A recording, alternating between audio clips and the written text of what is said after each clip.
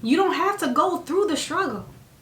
Go around. I'm going to teach you how to go around the struggle. Hey my Sky Savers, welcome back to my channel. I'm Kim and this is World of Sky, a world from women and moms looking to save money and get the most bang for your buck. And today we're talking about financial mistakes that young adults often make and how you can avoid them. I know you're a young adult, carefree, living your best life. But sometimes with this period of life comes some really poor financial decisions as you try to figure out how to adult in life. The bad news is some of these poor decisions can take years to resolve. The good news is that you don't have to go through them. I've been there and I've learned many lessons and I want to share some of those with you today. You don't have to go through the struggle. Go around. I'm going to teach you how to go around the struggle. So let's get into those mistakes and some tips on how you can avoid them. The first mistake, buying a shiny brand new car. So finally you got your career going, you've got a nice steady paycheck.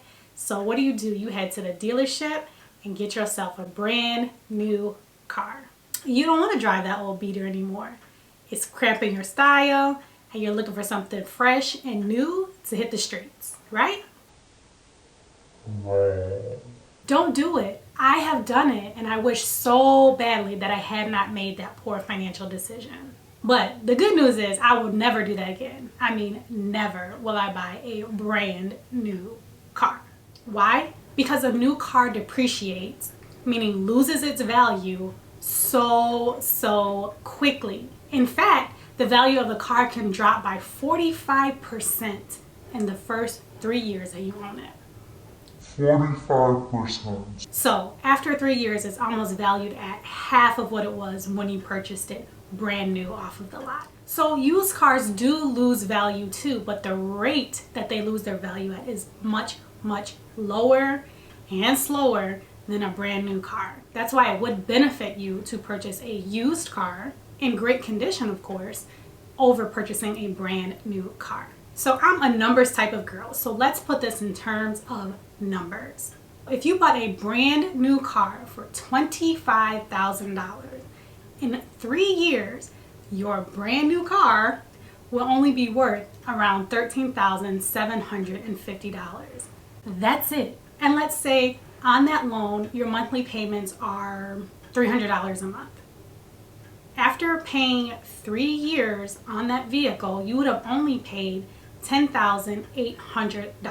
So that means your car is losing value quicker than you can even pay it off. That is not the ideal situation. So what can you do about this? The solution is to do your research and purchase a used car. You obviously want to be diligent in your search and make sure the car has an appropriate amount of miles for the year of the vehicle. Make sure that the vehicle was maintained properly and there's a record of that. Make sure that the vehicle hasn't been in any accidents or had any water or fire damage. So do your due diligence and make sure you do your research, but you can find some awesome deals on used cars. Buying used will be very helpful to you because the car will lose its value at a much slower rate. The second financial mistake is not putting yourself on a budget. You want to YOLO, live it up, right?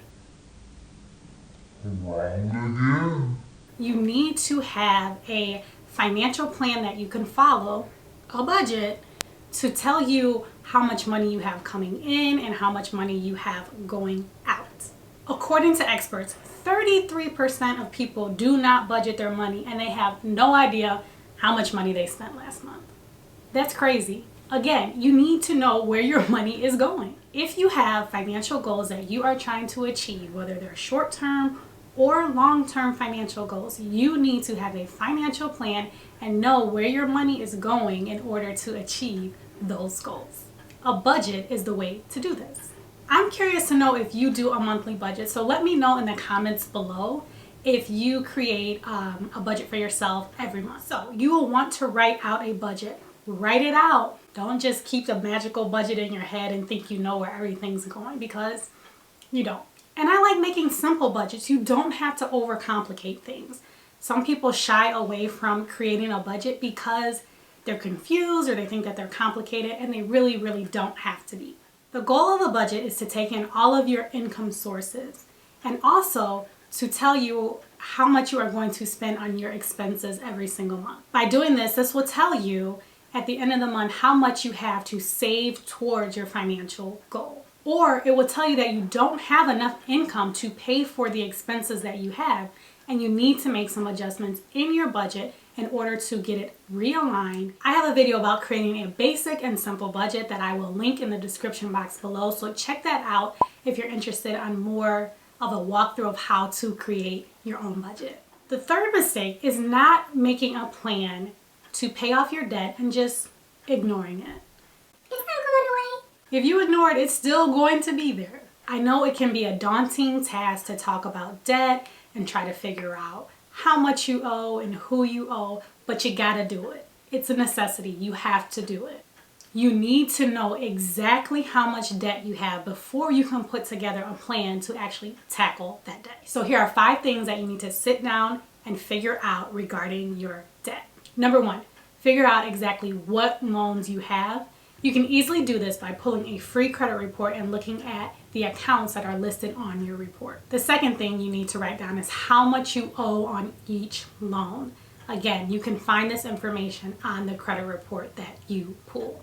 Once you find out how much you owe on each loan, add them all up and see what your total amount of debt is. That is the only way for you to know that total amount and begin to put an action plan into place. The third thing that you want to look into and be aware of is what is the interest rate on each loan. So that probably is not on your credit report. So you may have to call each one of your lenders or create an account online in order to look up and see what your interest rate is for each loan. Very, very important information. One tactic that you can use is try to pay down the loans that have the higher interest rate and get those paid down the quickest so that you're not paying so much interest on your loans. The fourth thing that you need to write down is who services and manages your loan, and that information will be on your credit report. You want to know who do I need to pay? Who do I need to create an online account with so that I can manage my account and be more active on my account and make my payments? So knowing that information is very, very helpful. So know what your repayment terms are. Are you to pay your debt off in 5 years? Is it a 3-year loan? Figure out the repayment terms of your loan. And if those terms do not work for you financially right now, contact the lender. That is where so many people make a mistake and just kind of say, well, I can't afford it, so it is what it is. That's not what you want to do. Contact your lender and ask them to help you with some kind of payment arrangements. See what they can do for you. 9 times out of 10, they can make some kind of adjustment. Even if it's only for a short amount of time, they will be able to do something to help you get started with repaying your debt to them. Okay, so now knowing all 5 of those things that we just talked about, this is going to prevent you from defaulting on your loans because you know who you owe, how much you owe, where you need to pay your money. It's going to prevent you from defaulting on your loans. And defaulting means you just don't pay them and then they go to a collection agency.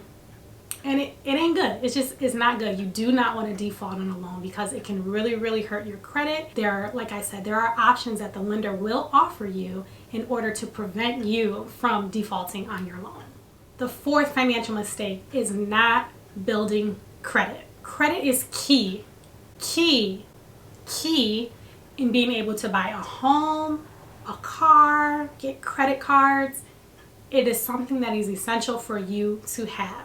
Credit can even play a factor in being able to rent an apartment, your auto insurance rates, or even sometimes you qualifying for a job depending on the niche. They do pull a credit report and that will affect if you will be offered a job in the future or not. So keep that in mind. It's something that's very important. And not having any credit is seen as worse than having bad credit. So you don't want to take the route of I don't want any credit or any debt. Not that you should go into crazy amounts of debt to establish credit. That is not what I am saying. Okay. You do, however, want to establish a minimum healthy credit history. You can do this by getting a student credit card or perhaps you can become an authorized user on your parents' credit card, grandparents, or your siblings. If there's someone out there that is willing to help you get started with building your credit, ask them if you can be an authorized user. Now, you do need to pay that credit card bill off every month on time. The key is on time, every single month. I suggest using the credit card on things that you buy every month, such as groceries or gas. So you can charge all of your groceries or charge all of your gas for the month and then pay it off in full at the end of the month. On time, of course. This way you are not adding new expenses to your budget every month. You are just paying for the expenses that you already have in a different form of payment, which would be the credit card as opposed to paying with cash. So you are still covering your expenses for the month, but you are also building good credit history. And the fifth and final mistake that a lot of young adults will make is buying a house you can't afford. Everyone wants to buy their dream house and stop throwing away their money renting. Well, owning a home can help you accomplish that, or it can cause you to be what they call house poor, meaning all of your money goes to your house. You no longer have money to do the fun things that you like, go out, travel, eat out, whatever it is that you like to do for fun. When you become house poor, you spend all your coin on your house. One thing that young adults don't consider when purchasing a house is all of the repairs and maintenance that you will need to do. You. Out of your pocket. There is no landlord. You'll need to pay for all of these things to happen. And oftentimes those things are not thought of and they're not included in your budget for your home, causing you to have expenses that are very unexpected and that potentially you can't afford and pay for. So there's a rule called the 28-36 rule. And that rule states that you should spend a maximum of 28% of your gross monthly income on household expenses. And it also states that you should spend no more than 36% on your debt. So that's including your student loans, your car loan, and also your housing expenses. So your total debt, you should not be spending more than 36% of your total gross monthly income. So again, let's take it to the math. So let's say that your gross monthly income is $4,000. And that's the amount of money that you make before any other deductions or expenses come out. According to this rule, you should spend a max of $1,120 on your total housing expenses. That's 28% of your gross income. So you should be spending no more than $1,120 on your total household expenses. I would say to stay at that 28% or less if possible when you're looking for your first home. You don't have to go all fancy and get every single thing on your wish list on your first home because it's a starter home. Most people don't buy their dream home their first home. So you'll have another chance and another opportunity to go bigger or better or whatever it is that you want to accomplish in your home. For your first home, make sure that it's going to be manageable for you and that you're able to also not only pay the mortgage, any fees, your property taxes, that you can also cover repair and maintenance costs that are associated with owning a home. So I've made some of these mistakes in my life. Don't be like me. Do not be like me. Try to keep some of these things in mind as you navigate through your 20s and your early 30s. I hope you found this helpful. Please check the description box below for some free resources for you regarding budgeting and staying on track with your money. Also, if you enjoyed this video and you like this type of content, please be sure to give this video a thumbs up and subscribe to my channel for more information like this. So that's all for now. Thank you so much for watching, and I'll see you in my next video. Happy saving.